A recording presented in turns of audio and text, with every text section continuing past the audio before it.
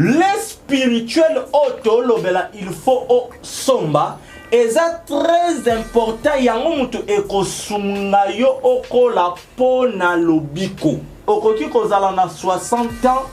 Soki oyambana Yesu te oza mokufi. Oza ebembe. Tant yo oyambi Yesu, automatiquement na kati ya royaume okomi bébé. Oza na posa ya milika. Milika oyo yo tozozwa. Et ça n'importe quelle milité. La personne qui doit être au centre, il y a milique. Pour n'a sa goût, c'est Jésus-Christ. Matéa o yo yoka, tango bongo la motema. Ezali vraiment o ezako chaye sumasia au centre. Ebele abatulelo baza ba pharisien, baza ba Nicodème. Catégorie liboso za ba témoin de Jéhovah.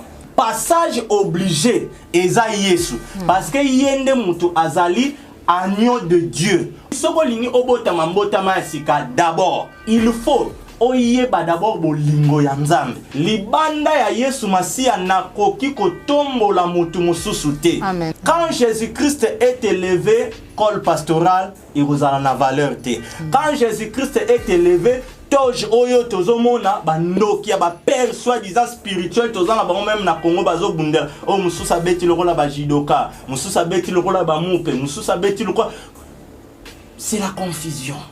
Tant tozolo bela miliki c'est en rapport na bébé. Bébé aza muntu wa uti ko ya sika na mokili. Donc bébé spirituel. Ah, miliki ndenge tomoni yango ke eza primordial.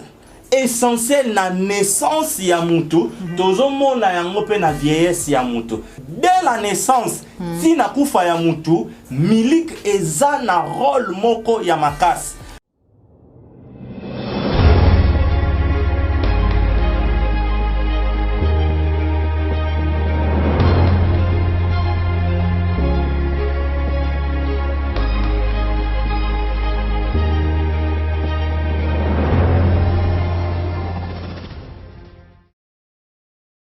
Mbote na bana na Nzambe bandiko balandi ya émission vérité de tous côtés na kati ya Plus Clair télévision ba ebozwi libaku ya kulanda maman Joël Kombe mukolo mwalelo. Merci na bolingo bozali ko manifester chaque jour na kolanda ka mate ya mai mazali ko pesama ko ute pa ya mwana Nzambe mosani na Nzambe frère Fortine Mbala ya Yesu oyo lelo tozali kokoba na ba enseignement na biso oyo thème ezali Dieu dans sa gratitude. L'autre fois bandeko balandi ya émission vérité de tous côtés tolobelaki maimatali l'achat d'un collier en or. Toye kolobela l'achat d'état destiné final lelo tozali kolobela l'achat d'ilé.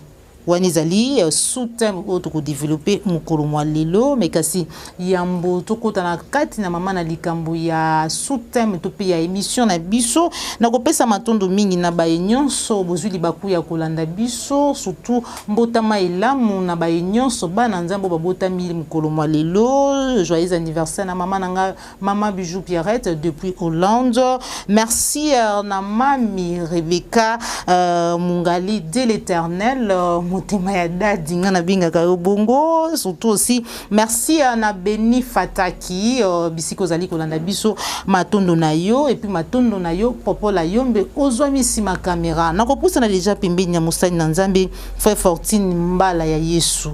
Mbote na yo. Mbote mama Joël Kombe, mbote na bandeko nyonso bazo landa biso. Et topesipe spécialement joyeux anniversaire à maman Pierrette depuis na Hollande. Nzambe a pambolayo une année de plus et sa grâce pour na biso ba na Nzambe ezalaka ba moment moko ya malamu ya ko méditer lisusu ya ko sala rétrospective ya ko matisa lisusu ba action de grâce na présence ya Nzambe vraiment. Nzambe azwa lokumu pona nyonso. Matondo mingi frère Fortine Mbala ya Yesu ba préparatif ya vérité ou réalité dans l'église des Alindengeni parce que tout signaler na ba nyonso bazali kolanda biso ete ezali kokokisa bongo 9 ans. Oui, par la grâce de Dieu, année prochaine, ceux qui trompettes et sonnette pour la attente, oyo tozana yango, ya kozela encore na biso Yesu Masia, le 19 mars 2022, vérité ou réalité tokokoksa 9 ans par la grâce de Dieu depuis Tobanda Vision on a 2013. Et par la grâce de Dieu, Kolo Aza Kofungola Yango et tu profiter pe na date wana parce que vous avez l'anniversaire mon côté à la manière des païens tu sepeli tolia kaka tu procéder na installation ya comité ya fondation vérité ou réalité dans l'église en même temps pe et cause à la collation ya ba fille orpheline démunie mère chrétienne. Parce que déjà à partir il y a les 15 décembre, donc le mois prochain, donc ça le lancement officiel début à formation na bango par la grâce de Dieu. To za na quelques filles mères au bazar vraiment ba démunis, to ju bango na ba milieu évangélique, to ko former bango gratuitement, to ko yekolisa bango ko tonga, to rendre bango autonome utile na société ndenge na kikongo balobaka toko sindika bango, c'est-à-dire na suka ya formation wana toko kabela bango ba machine ba ciseaux moi ba maputa ba biloko moko ekosunga bango quand même na mwana na ye aluka mwa point moko abanda kotonga. Donc tozozo vraiment ba disposition nyonso pour que tant ba si formation base à mesure ya kotonga na machine électrique na courant vraiment ya pédale le rôle à mutuka automatique aniatique ce qui part comme place mon rôle la kuna côté tantine nanyo azala rato tanga kombo te courir za la raté machine ya maboko manuel ce qui peut à mon côté batu babeta makolo mingi ndire ya bandeko ba utaka na nino wana ale atongi pe daka. Donc ça sera vraiment une formation professionnelle oyo bazala à mesure ya kotonga na les 3 machines et par la grâce de Dieu to ebike ekolekana vraiment malam. Donc ba préparatif eza vraiment kokende kitoko. D'accord. Merci beaucoup moi na nzambe mosali na nzambe frère Fortine Mbala ya Yesu mikolo ngana kobenga yo bongo pona ko répondre à l'invitation na biso pour tout continuer ba enseignement mikolo yo frère Fortine à côté ya bana na nzambe. Lelo tozali kolobela l'achat d'ilé. Tolobela ki l'achat d'un collier en or, tu kolobela l'achat de ta destinée finale. Lelo l'achat d'ilé. Merci beaucoup maman Joël pour la ndeko ozuli baku ya Rolanda biso ka émission au toza na grand thème na biso par la grâce de Dieu toza ko développer ezali Dieu dans sa gratuité. Passage clé na biso pour na grand thème oyo toza ko développer ezali na Ésaïe chapitre 55 verset 1er Bible yebisi biso vous tous qui avez soif venez aux eaux. Même celui qui n'a pas d'argent, venez acheter et manger, venez acheter du vin, du lait, sans argent, sans rien payer. Alors, première leçon ou sous-thème tolobelaki sur l'achat d'un collier en or. Maman Joël n'a permission na yo. Soko vous pouvez sanzela, t'as 1 ou 2 minutes, tout ça la récapitulation à l'aider. Leçon précédente, brièvement. Oui. Tu comprends qu'il y a que achat ya collier en or eza tout simplement ba enseignement ba instruction maloba na nzambe oyo eza kosunga yo o participer na ba œuvre ya mabete. Pourquoi te préciser ki collier en or? Parce que tant moi na nzambe oyo ki oyambi ba enseignement ba instruction maloba na nzambe ya solo o eza ko préserver yo na mabe to ko empêcher ko sala mabe or pona koyeba ke or eza vraiment pur et senga ka ko éprouver yango na moto et le ka vraiment na température moko ya makasi yango wana tant tozolobela l'achat d'un collier en or wana beaucoup plus to sala ki accent par rapport ya épreuve.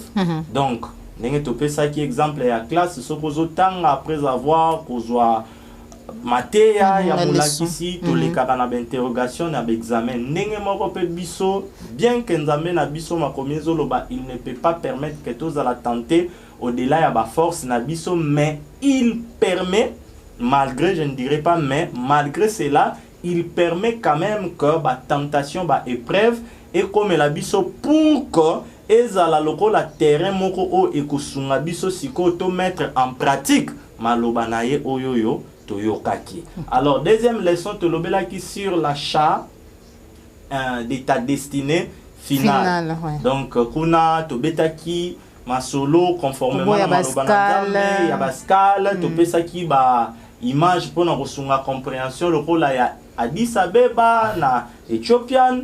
Donc tolobaki yango que mwana na Nzambe okoki koya epa ya Yesu te po na libala, po na kobota, po ozoki ma chômage. Non, wana eza juste ba biloko moko o eza passagère. Soki ozwi yango epa ya Nzambe c'est bien, mais kosuka wana te eza lokola nete escale moko sali o destination finale na yo ezali Lola. La katuana tolobela qui sur la prédestination na deux dimensions o tozomona ke Nzambe ye moko azopona na omniscience na souveraineté na ye aza ko établir de le ventre de la mer. Donc c'est-à-dire mutu yo moko oza na part ya responsabilité à Rolanda Nzambe pour la vie éternelle, mais to comprena ki yango pe ke batu oyo yo bakosimba vie éternelle eza déjà baponami.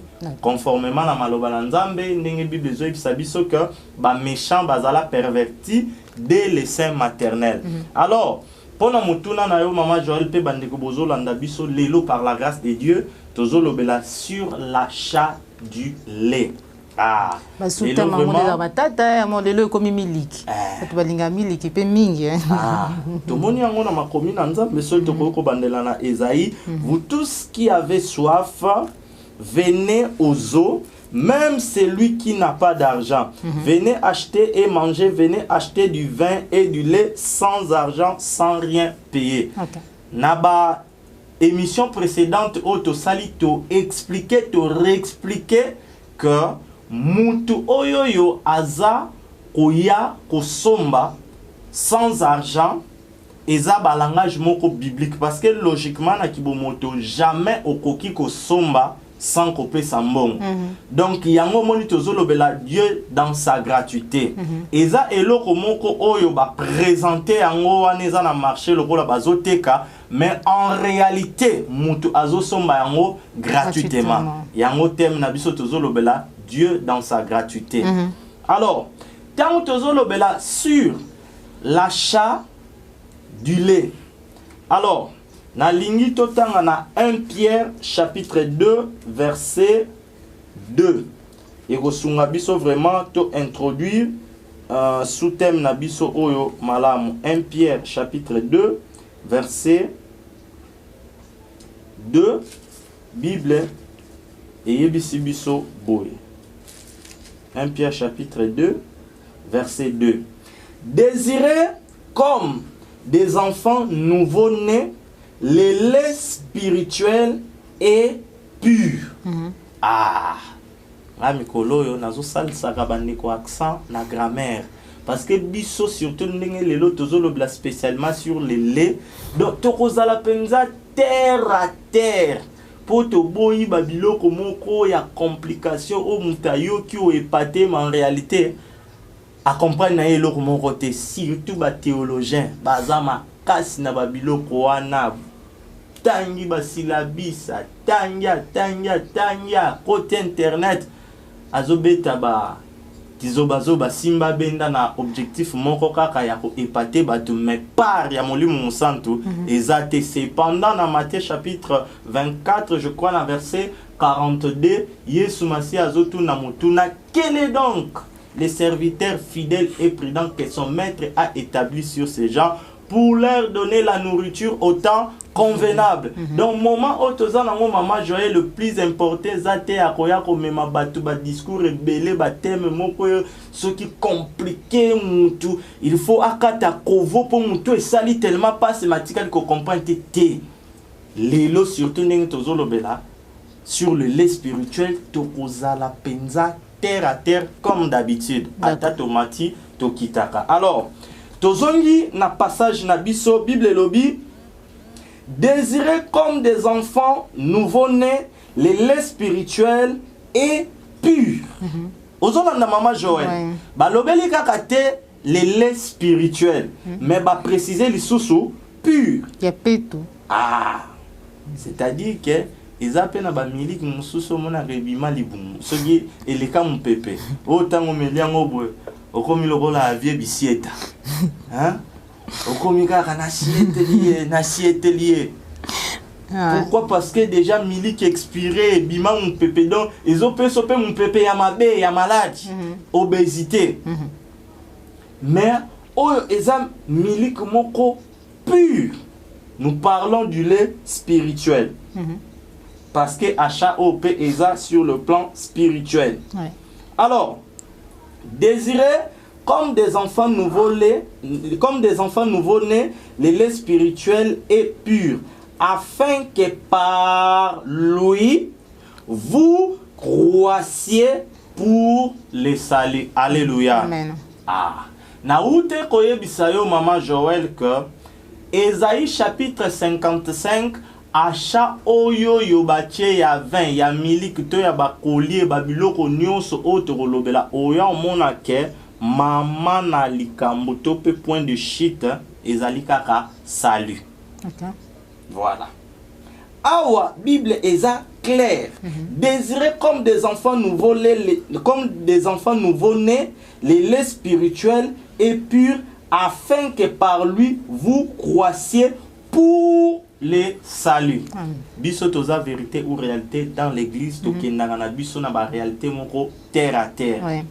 Biso nyonso toyebi rôle ya miliki. Soki tokei kaka na moana le bino ba mama boyebi yango tango bokendaka na sepen tango bozalaka na bazemi bozozwa ba mateya bayebisaka bino que mwana soka botami esengeli asala 6 mois amelaka kaka lait maternel. Pourquoi? Parce que na kati ya lait maternel wana na nzoto na bino ba mama eza na musuni, eza na ba vitamine, eza na mai, eza pe na miliki yango moko. Mélange moko mystérieux o nzambe ye moko asali yango pour que mwana soki abotami a bénéficier na yango. Mais malheureusement lokola ba pasteur intrus baza ebele yango moni même na ba intercesseurs na bato bazo balaka soit disant ba mariage religieux soki aboti mwana 2 mois au moins eleki makasi wana makambo mama kala amelisi ye mai. Oh ti azomela mai ya pompe te azomela soki si azomela soki totanga bakombo te poto sala publicité. Toza na exemple non terre à terre. Alors déjà tozo comprendre yango que lait maternel topelé en première position toza komona yango na naissance ou je dirais encore na enfance.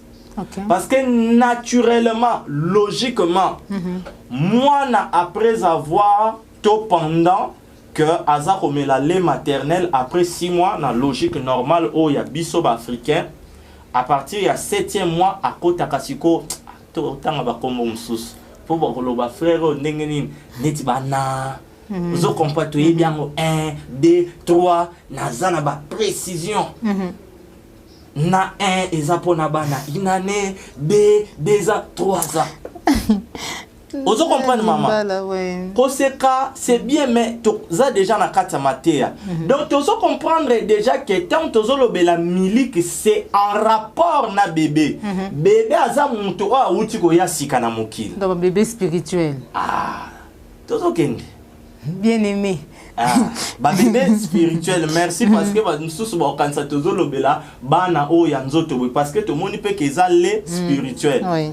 Sikoyo toke malem to sauter biso ba tutoza na ba katikati bo tozo na je na ba 40 ba 50 ba 60 toza lisusu bato ya lete te toza lisusu bana mikiete nazana na ba image physique to ume déjà la mukili to fete ba bonne année belé to nuli pété le rôle ba vie wendo kolosol ozomona donc tozana na mwanzo to moko ya makasi mais tomelaka miliki omela miliki te ozalaka bien mais parfois tomelaka ngo mais ndenge ndeko moko na pesi mbote frère l'a dit alobaka na suka filme oyo mona pe mutu soka nunya komi mubange mwana lia lisusu muku ezata bandaki ko nuna soka bande ko ngenge komi acha nyovi esimbite fara jour esimbite acha o crayon esimbite otali photo ya koko tanga zalaka na bane wana na mboka ba mibali bayana bangombe na bantaba me ya lingaka ne kaka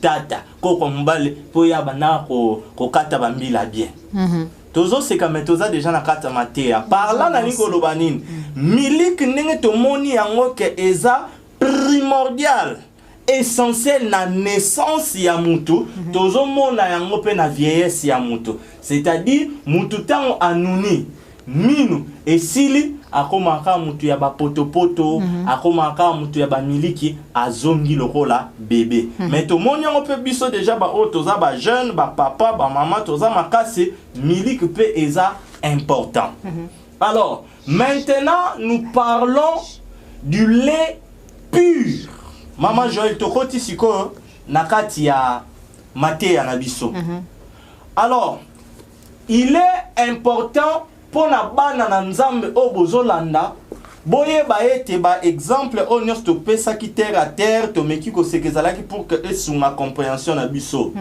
nouvelle naissance na makambu ya nzambe parce que nous parlons sur l'achat du lait to expliquer valeur importance ya milik to comprendre yango ke eza kozwa 3 catégorie à bateau mutu na naissance mwana miliki ezale lié très important biso un peu et beaucoup plus pe mutu o anoni donc d'une manière générale torolobake dès la naissance tina kufa ya mutu miliki eza na rôle moko ya makasi mais maintenant tant to tangi awawa na 1 Pierre 2, détomoni loko moko o eza important ba yebisi soto désiré comme des enfants nouveau-nés les laits spirituels et purs afin que par lui vous croissiez pour les saluts.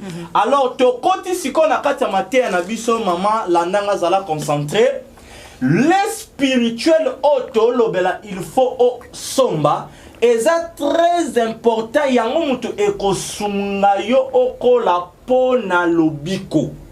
Amen, amen. Amen. Donc, il est très avantageux to banda na nouvelle naissance. Je crois que tozo kende malem. Tango tozo lobela sur la nouvelle naissance oyo ezo kozala pembeni ya milik. Nenge to expliquer oyo miliki ezali important pona mwana o abotami nouvelle naissance na kati ya makambo ya nzambe eza na âge T c'est-à-dire okoki kozala na 60 ans soki oyambana Yesu te oza mokufi oza ebembe tango yo oyambi Yesu automatiquement na kati ya royaume okomi bébé oza na posa ya miliki. Amen, amen. To comprendre siko que non miliki oyo yo tozozwa eza n'importe quel miliki te oyo ebima mpepe eza miliki moko oyo ezali d'abord spirituel et puis pur. Pourquoi pur? Parce que ba miliki ya mabepe ezali par là déjà tozo comprendre que miliki o eza auto melate eza spirituel c'est-à-dire ma loba nanzambe. Exactement frère Fortine amen na ngai na tuna wana parce que ezali na ndeko musuta musu azolanda biso et jusque là peut-être na comprendre te miliki symboliquement ekoloba nini là to comprendre te ezali bongo liloba na nzambe. Ah merci beaucoup maman Joël. Symboliquement, milik elingi koloba liloba nzambe. Mais beaucoup plus, j'aimerais donner un verset où il a résumé même pour nanga, il y a Bible et puis même il y a pensée, il y a sous-thème na biso ya lelo. Parce que tout moni yango c'est très important tenir que compliqué ba nzambe na ba verset belete. Apôtre Pierre a dit to désirer comme des enfants nouveau-nés les laits spirituels par lui pour que toko la pona lobiko pona sali. Donc déjà attends lobela milik maman Joël et loko o eza très important et signal to bete la cité ezali lobiko. Alors maloba na nzambe nengo lobi c'est bien mais maloba na nzambe nini? Toi tu crois que un païen azana posa ya eschatologie, les 7e saut, nini babiloko eza compliqué, na ba sorcier bazote ya biso na apocalypse. Mutu moko azobaye na ezododo, ayambana nu Yesu te, azana impidique aloroya, oyebisie les deux témoins pendant la grande tribulation, mon roi royal esprit. Ah, papa. Yango zomona batu bazote me batu ba obongo la mitema te parce que parfois toye ba peut même au cibler batuté. Na Matthieu 24 42 sur le bien, quel est donc les serviteurs fidèles et prudents que son maître a établi sur ce genre pour leur donner la nourriture autant convenable. Oya comprendre que maman Joël émission le bien que Eza enseignement mais Eza en caractère évangélique parce que milik beaucoup plus de monde yango développé Eza en rapport na nouvelle naissance. Alors mutu oyoyo auti ko bota mambota ma sika aza mutu o aza na frontière, c'est-à-dire auti na kibopagano a koti na makambo nzambe, c'est-à-dire eza na babiloko mususu oyoyo nanu ekweite, c'est-à-dire moye oyela yembala moko mkuwa o fufwa masango ezate kibelebela. Et Seigneur au bandaye miliki parce que aza bébé. Alors miliki yango eza nin. Okay. Ah eza théologie té. Eza école biblique té. Tu y enseigner, tozo évangéliser, mais tozo peut ça verset clé et je dirais même stratégique pour les spirituels. Alléluia. Alléluia. Amen. Nengo ye bien mon frère Fortini a té arné babiloko moko eza terre à terre. Pour te battre, nous allons comprendre. Ah, tu as pour ça tu gagner ba âme. Oyebi pe verser mon maman. Pour te bele balobio, Joël assemble la raté. Jean 3:16. Maman, Bible lobini. Jean 3:16. Résumé, ya maté à haute zolobela, ya Jean 3:16. Jean 3:16. Car Dieu a tellement aimé, a tant aimé le monde, qu'il a donné son Fils unique, en fait que quiconque croit en lui ne périsse point, mais qu'il ait la vie éternelle. Ah! Verset comme qui m'a dit. Voilà, et c'est le mot pour batunion sobaye biango. Ah, car Dieu a aimé le monde, il a donné son Fils unique, afin que quiconque croit en lui ne périsse point, mais qu'il ait la vie éternelle. Donc par là, nous la résumé, où je dirais le fond, il y a message oyo eza pour pesabiso les spirituels. Parce que tu le bien que les tozomona salut. Parce que tu rattaché, tu rapproché les na nouvelle naissance. Alors mutu o abota mimbota masika. Et ça pour que asa nini akende na lifelo. Non. Mutu abota mimbota masika pour kaza la sauver azwa lobiko. Alors et sengeli ndenga bota mimbota masika a banda na milik. Bible yebisi biso na Jean 3:16 car Dieu a aimé le monde qu'il a donné son Fils unique afin que quiconque croit en lui ne périsse point mais qu'il ait la vie éternelle. Donc maman Joël tente zolobela sur l'achat du lait par là ce que tu continues na kata maté ya to communiquer penser moi nananzambe. Ozolandanga peut-être au Kolobosali 5 ans, 10 ans, 20 ans, 50 ans. Na marche chrétienne, na vie chrétienne, aux apôtres, docteurs, évangélistes. Les oyotomoni que eza important pour na moana o abotami parce que nous parlons sur l'achat du lait. Tu comprends que eza message ya royaume. Car Dieu a tant aimé le monde qu'il a donné son Fils unique afin que quiconque croit en lui ne périsse point, mais qu'il ait la vie éternelle. Par là, tu dois comprendre que la personne qui doit être au centre, il y a milik, pour n'arroper sa goût. Na centre, vous comprenez tant que la centre et Amérique, c'est-à-dire il y a Matéa, oh il y a salut, c'est Jésus-Christ. Parce que dans Jean 3,16 de comprendre que Nzambe azako pesa mwana nae comme résultat il y a bolingo.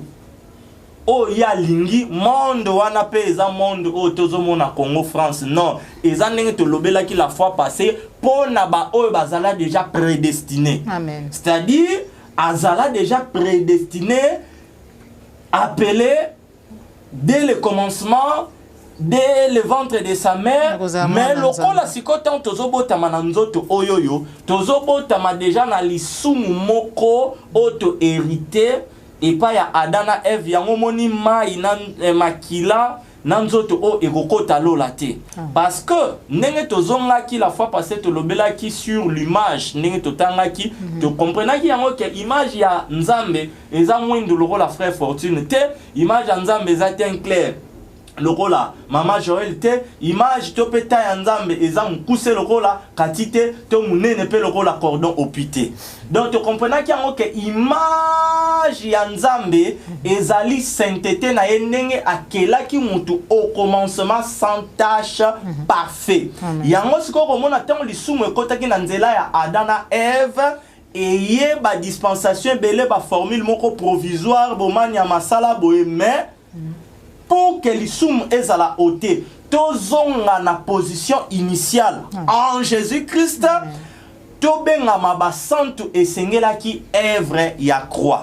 Yango sikoyo awa watokomi ko beta lisolo ya nouvelle naissance parce que Adam bakelama mikolo na kati ya sainteté mais biso tozobota maba bébé naza na image physique tozokola mais malgré na kibo bébé na biso ndenge tozobota moyo ka mutunsu mwana o penza beba kitoko tobotamaki babotamaki nzela moko nanga na maternité nga na boti na 3h ya boti na 5h mwana nga kufi mwana nga nyasali nini na mukile asali nini na mukile ayela mukile masumu azala makila wana za ko hériter lisumu ya Adam na Eve. Yango zo mona ba parents vous avez intérêt ya ko bondela ka mingi pona bana na bino jusqu'à ce que ba kozwa âge moko ya conscience maturité pour que bango moko siko basala vrai choix na bango na appartenance na bango kati na Yesu. Donc maman Joël, matin na biso ça compliqué te tant tozolo bela sur le lait spirituel. Tolingi to yebisa mwana Nzambe yo o mibengaka pasteur, docteur, évangéliste. Est-ce que matea o yo yoka tango bongola motema ezali vraiment o eza kotia Yesu Masia au centre? Pour beaucoup je dirais faux. Parce que ebele abatu lelo baza ba pharisien, baza ba Nicodème. Catégorie liboso eza ba témoin de Jéhovah. Au monde aye wana oui parce que ça secte moko oyoyo ezako kokoyiba ba ndeko ebele ba mema bango na lifelo. Donc le rôle ba témoin de Jéhovah okomona bango baza wana donc le rôle évangéliste moko a récité ba verset wana donc yo ndira ça yelo musute batanga na lobi te ko tanga kokanga ba verset za mabe mais toza ko lobela mémorisation ya ba verset na ba récitation moko sans vie yango ezoboma bato soki toye na makomi mama pour le baka teo frère wana aye ko finga ba témoin de Jéhovah na Jean chapitre 3 ka otozali na verset 1er oya omona toi na docteur de la loi Nicodème azalaki mulakisi ya mibeko bango nde mutu bazalaki censé penza bate ya ba préparer peuple parce que bazalaki na makomi na Nzambe mais quelque part au monde la Bible ezoloba que ce peuple m'honore de lèvres mais leur cœur est éloigné de moi. C'est-à-dire qu'est-ce qui s'est passé avec ancien wana pharisiens wana nyoso wana mpaka wana yakala oyo Yesu akutaki sous la loi pour que akotsa biso na grâce bazalaki na prophétie bazalaki na maloba na Nzambe bayebaki ke Messie fala ya bayebaki ke faut qu'on respecte mbeko Nzambe mais au monde net na Matthieu 23 toki un peu en désordre pour tout peut sa pensée to ozonga Yesu Masia azoyebisa bango malheur à vous pharisiens hypocrites vous payez la dîme de la manne, du cumin, tout, mais vous laissez ce qui est plus important, la justice de Dieu.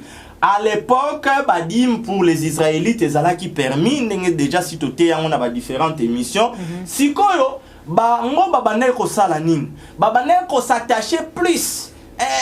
Ngana futa kadim, ngana salaka au monde, ngana zong sarabo, mais oh ezalaki plus important justice balinga ki yangote. C'est exactement oh ezo salama lelo lokola na ba témoin de Jéhovah. Okomona mutu azako tanga Bible impudique. Mutu azako tanga Bible ndoki. Est-ce qu'on yebi que lelo ba sorcier mingi babata na kata l'église? Yaka na catholique ko banana pape ti na mama légionnaire bancho na bancho siko koye bisangani okei na nkamba ko banana père spirituel ti na ba fanfariste nyoso ya jete ki na faki bancho na bancho mama toza suna tan salama sécurité yo ka mama limité premier héritier du 7e ba cimetière na ba cimetière oh yo ka baba osma desséché. Nous parlons du lait. Oui. Parce que la Bible est quand Dieu a aimé le monde, il a donné son fils unique afin que quiconque croit en lui ait sa récitation. Quand tu crois en Jésus-Christ, Esa échange. Quand nous parlons de l'achat, c'est-à-dire il faut autant la vie nanga autrefois, Esa qui 8-8. Nazala qui mutumoko yamabe impudicité nazonyo comme tout. Si koyo ne tolobela sur l'achat, kuna tout le monde bazoteka nini la vie éternelle miliki yangwana totani car Dieu a aimé le monde miliki yangwana otalike donc malgré na lia na ba petit sa Chelsea malgré na china na nga mibali ya poto mais na kufa na sida te ba accident na rata nzamba lingi ngai ozo comprendre parce que monde wana tozo lobela ba élu eza monde te au Congo bazo yiba ba minéraux kuna o te eza ba élu mutu o nzamba keli na elilingi na ya tali anyokwa mina formule ya ba loi mosaïque ba nyama ba sacrifice non natinda une fois mon fils bien-aimé oyo tozo mona awawa aya kokufa pona kosikola bango. C'est ça le lait, c'est ça le message que nous avons besoin aujourd'hui dans nos églises pour la croissance. Et l'objectif de cette croissance, c'est là qu'il a fait passer sur la destination finale. Donc on comprend que baptême nabiso ça se complète.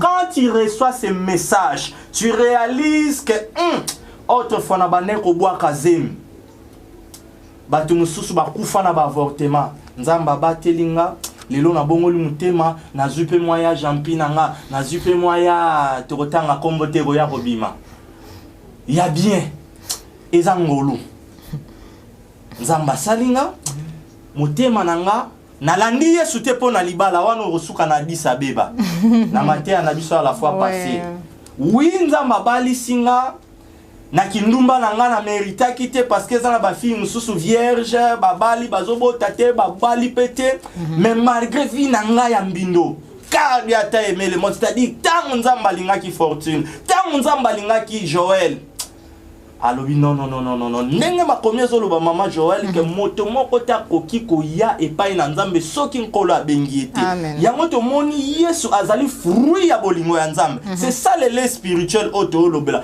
ko réaliser d'abord bolingo ya nzambe ngai oyo autrefois soki tozongi par rapport ya ba israélite to benga makite yango omona na matin na biso to pesa ki penser moko prophétique tango Juda ateka ki Yesu biso to loba merci Juda pourquoi ata sala ki fausse repentance mo ya omona mbongo wana zongsaki basalela ki yango te basombela ki yango cimetière obosani ya ba étranger totanga ki yango pourquoi parce que zala ki langage moko symbolique biso ba otozali banda ya Israël après la mort et la résurrection de Jésus-Christ to koti na kati ya makambo nzambe par la nouvelle naissance na éviter maman sozo comprendre donc les spirituels autoza nango besoin yango na simba ki likambo ba témoin de Jéhovah pour nazara na kanda na bango te na bakimbangiste pour na kotalisa na Jean ndenge totangi Nicodème.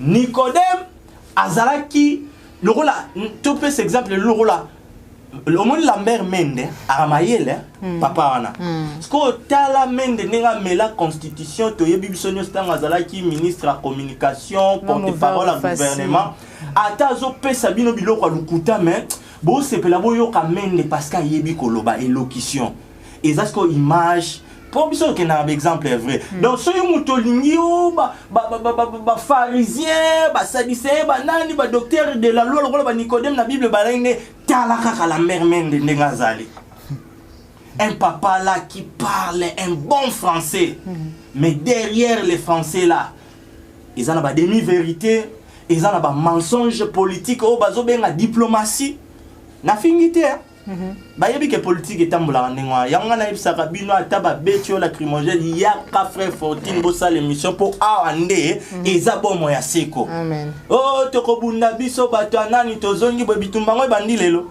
ba msuso yo ka bundia bundi boya olandela boina butu aliaka na ekuna CCC bino bozaka bozo kufa yebane ba ota kuna na poto est-ce que na ibisi bino boyi na Congo te bakimbangiste bato avuvamu ya PV along bazela kaka ba point oyo wana omona bo bandi ba commentaire zoba bundela Congo lumumba bundela Congo akota lola mate ya lifelo wana ba miselma o soki mutakufi pona koza Congo bo mwene moko bo utaolela wana hero yo so kaza ina fi moko ba ndeko lyo longolisa bazem ninga kufi pona la kimogé marche bugena azuzika moto lifelo te bon comprendre ma commu wana za ba parenthèse nous parlons du lait. C'est important de faire comprendre Babylone sous Maman Joël. Awa tomoni na Jean chapitre 3 bani okita Nicodème ayaki na butu.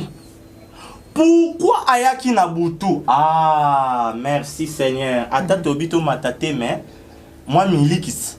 Moi na déjà azopusana tolongwe ata na 1 to komi na 2. Toko m'appelle na 3. C'est-à-dire moi nazaka ka bébé meto matamuke. Bible ezoye bisabiso nini na Romains chapitre 13 verset 11. Cela importe d'autant plus que vous savez en quel temps nous sommes. Donc oya ya Nicodème na butu ko luka Yesu, c'est un langage oyo yotoza ko bala ni sango na Romains chapitre 13 verset 11 et puis to sangisi yango na Matthieu chapitre 25 histoire il y a les 10 femmes il y a les 10 vierges au milieu de la nuit on cria voici l'époux wana na Matthieu 25 na Romains 13 11 Bible yebisibiso cela importe d'autant plus que vous savez en quel temps nous sommes c'est l'heure de vous réveiller en fin du sommeil donc Nicodème a compris que non malgré biso to bane komi mona bisonde balakisa mibeko bisonde mais petit moko abotama yikaka to mona kikaka tata na ye lokola menuisier maman na ye soki mari mais aza mutu lokola bato nyonso tout amen c'est-à-dire Nicodème azwaki bagrade na ye azwaki kibotata na ye azwaki rang na ye honneur na ye isaki yango na makolo na Yesu c'est-à-dire abotami mbotama ya sika parce que au mona atuni mutuna pour hériter le royaume des cieux Yesu Masia siko azongisi na le spirituel ayebise esengeli obotama mbotama ya sika alobi nga ndenge naza tata boyo na kobotama mbotama yango ndenge nini nazonga lisu na kata libumwa mama nanga wana Nicodème tazolo ba docteur de la loi pourquoi c'est normal parce que bango bayeba que Adam botamaka mukolo brum bayeba kuti loi ba formule mosaïque tout mais siko Yesu nera ute koloba lokola ye ayaki sikoyo pona kopesa biso bomo ndenge totangi na Jean 3:16 et sengela ki kaka Maman Joël zala concentré tozana Matthieu ayebisa Nicodème abotama mbotama ya sika.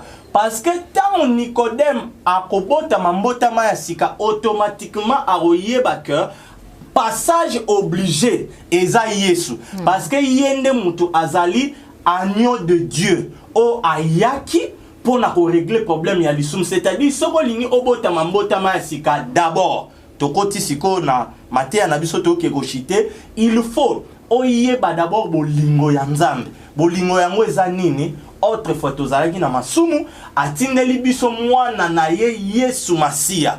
C'est-à-dire que libanda na Yesu eza na mutu mususu te. Yango ozomona Nzamba pambola bandeko mususu na ba fermissement ba sali ba mateya lokola ba 4 lois spirituelles ba bilo mususu o eza kotombola Yesu Masia.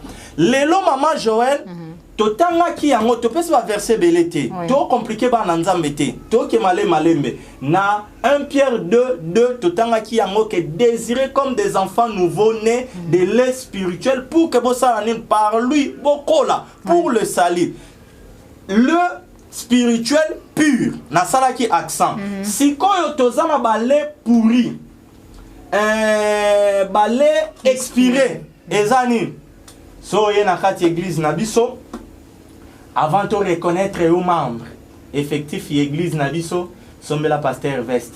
Soza maman, sommes la maman pasteur Péric. Il y a des églises comme ça. Bon, yo, tout le monde a yo car son niveau comme on dit église Nabiso, il y a qu'à remplir fiche de membres au sombango na $5. Du coup, ezali sur église Nzambete et comme inango ba cimetière. Est-ce que vous savez que les gens qui ont na nécropole, na bakinkole, to enregistré à bango? Parce qu'il y a des gens qui l'église. Balimito lo baboite. Organisation nino o mutu aye ko lukelonga Nzambe. To boite soka za mundimi asika zo adresse landela. Mais o carnet, pesaka matondo dime. Non, boni.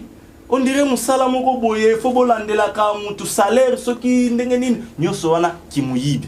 Alors ba formule au batu ba en place maman Joël ezo sunga soi-disant entre guillemets moi na Nzambe soka ye abotami entre guillemets botama ya sika azwa miluk moko o eza pureté parce que miluk o eza pur o ezo sunga na croissance tomoni yango Jean 3:16 eza simple car Dieu a aimé le monde, c'est-à-dire il faut d'abord reconnaître que oui ngai nazaki mutu masumu na mérita quitté eza na tata moko qui est dans le ciel le tout-puissant, le créateur, le prince de paix, le maître des temps et des circonstances a décidé ki ko tinda mwana na ye Yesu akufelinga alors libanda ya Yesu Masia na koki ko tombola mutu mususu te. Amen. Yango mona même la conversation dans Jean toujours chapitre 3 il y a Yesu na Nicodème a yebisi que de la même manière qu'on éleva les serpents des reins dans le désert, tu yebi histoire yango pour que ozala guéri soko zani na pota na kata désert, il faut que le fils de l'homme azala élevé. Donc par là tu dois comprendre que le lait spirituel, le message du salut, le message qui sauve, le message dont nous avons besoin pour les vrais enfants de Dieu qui naissent de nouveau, ça doit élever Jésus-Christ. Quand Jésus-Christ est élevé, col pastoral, il vous a la valeur. Quand Jésus-Christ est élevé, toge oyo tozomona bandoki ba père soi-disant spirituel tozana ba même na Congo bazo bundela o mususa beti lokola ba jidoka mususa beti lokola ba mupe mususa beti lokola. C'est la confusion. Maman Joël invite soko ozo comprendre. Nicodème tozongi. Ça paraît un peu en désordre mais par l'esprit na yebeloni to communiquer na ba Nzambe sur les laits spirituels. Nicodème ayaki koluka Yesu na butu na lingina fungola yango mwa mukie ndenge na lobaki conformément na Romains 13:11. Pona kobota mambotama ya sika, il faut prendre d'abord conscience ya mulili oyoyo ekoti na bomo inayo. Mulili c'est l'image du péché conformément na Romains 13:11. Conformément na Matthieu chapitre 25, la nuit symbolise la dernière minute temps au tozali. Toza mélangé, ba ivre na ba bleu, ba vierge sage na ba vierge folle. Tout le monde a la Bible aujourd'hui dans son téléphone. Lampe, bazala kinango. mais le Saint-Esprit. Le lait pur.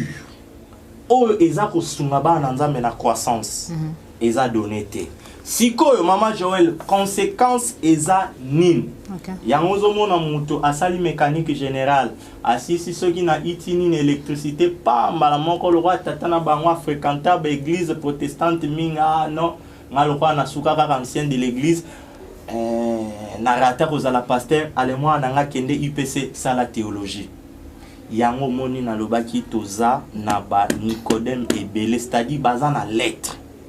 Arobandela yo étymologiquement parlant, géographiquement parlant, oui, géographiquement parlant, mais en vérité, selon le Saint-Esprit, pour la conversion des âmes et années. Yango siko ozomona ke tellement batu bazobota mambotama ya sikate pona komeka masquer moi ba nouvelle naissance wana ba komi ko forcer batu na ba prière ya récitation.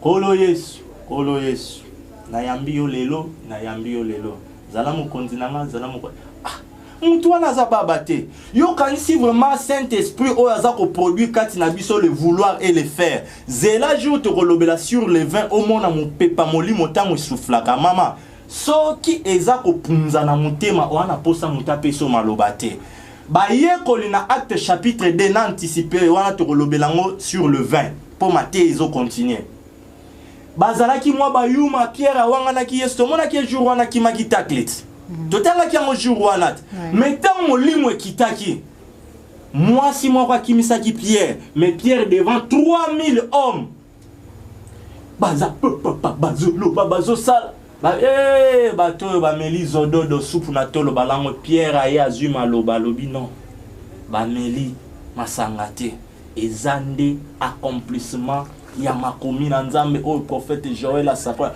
Pierre abandi ko loba tenir discours prédication wana Bible yebiso 3000 âmes deuxième tour 5000 et plus tard moi ya reconter ngo lisou ces ala quitté donc c'est pour dire que si le Fils de l'homme, le Fils de Dieu, Jésus-Christ de Nazareth, ototangi le fruit de l'amour de Dieu pour l'humanité, c'est-à-dire pour nous les prédestinés, pour nous les appelés, pour nous les élus de Dieu, est élevé. Maman Joël, te forcer batuna ba conversion. Yaba simba bendate yaba récitation. Voilà, matondo mingi frère Fortine Mbala ya Yesu, tokomi na suka émission na biso, na banza ete mate ya pe maloba o ezali kobima.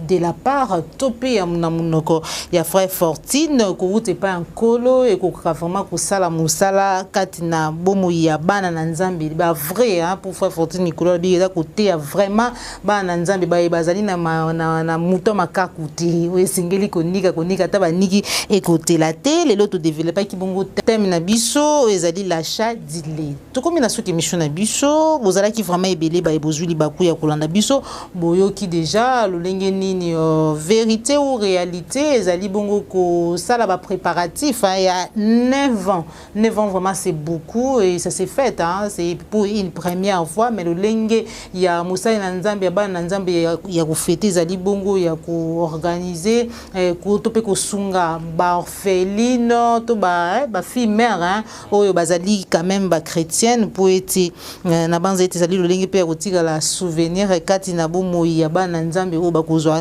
chance ya kozwa lisungi wana ezali vraiment déjà une bénédiction ingapi maman Joël kombe na banza ete bato balandaka ngai soutien na yo po ete ndeko songolo pakala mwana Nzambe moko a pambola matope ya sungama e kosala malamu mingi bandeko balandi tokomi na suka émission na biso ezalaki bongo sous-thème on a uti ko loba l'achat d'ilé tozali ko continuer ko développer grand thème na biso ezali Dieu dans sa gratuité Nzambe na bo kabina ye na bokibo fele na ye nde tokomi na suki émission na biso na pesi matondo na ba nyonso bosepelaka na maman Joël Kombe. En tout cas nga tant que moi na Nzambe à part les faits ya kosala bémission politique, en tout cas devoir ya kibomo ya ki mwana na Nzambe ezali ko exiger ngai ezali ko benga ngai que de temps à autre na nzela ya chaîne oyangai chaque vendredi bobanda kolanda biso na frère Fortine Mbala ya Yesu na kati ya Appliquer Télévision. Merci na papa la yombo zoma ki sima caméra ya mbona zongi la frère Fortine Mbala pour eti apesa message na ye ya suka pour émission ya lelo na ba nyonso bazwi libaku ya kolanda ye na kopesa lisusu matondo na mami Rebecca Mungali de l'Éternel. Merci na maître Béni Fataki. Merci encore, joyeux anniversaire na maman Bijou Pierrette puis na sœur Cathy Bossa.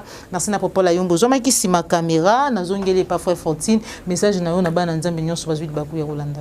Merci beaucoup. Message na bana Nzambe ezak ndenge tozo ya boye toza na kanda ya mutu moko te tozo kanela mutu moko te toza pe na posa ya kosepelisa mutu moko te. Donc oyo oza touché na maloba oyo yo ndenge to lobi yango ezokipe age te.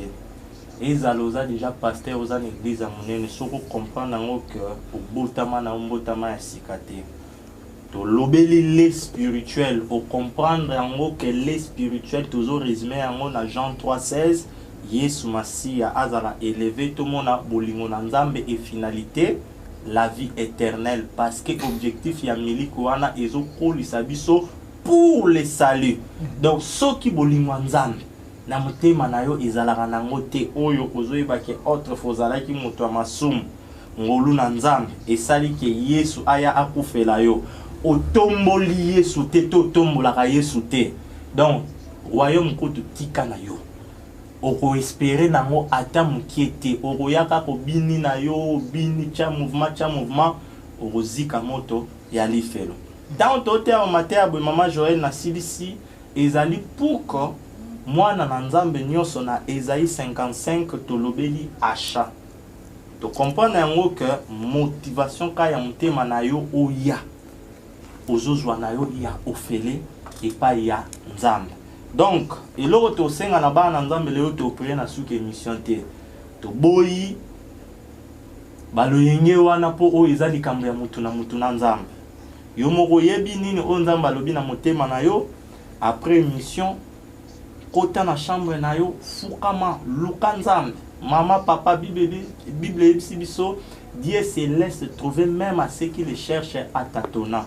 Kaka mwa o ya mukiwa na ezomata na mutema na yo oyo ezomata wana lobela Nzambe ye oyo ayoka ka soupir inexprimable ye oyo a comprenaka o ezali kati na biso sans que to exprimer yango correctement akoya au secours na bomo na yo si seulement motema na yo ozui résolution ya kobotama mbotama ya sika. N'oubliez pas, la Bible nous dit que je mets devant toi deux chemins, la vie et la mort. Si tu veux rester religieux oyaka na yo na kati ya makambo Nzambe me motema na yo bongola te yokaka.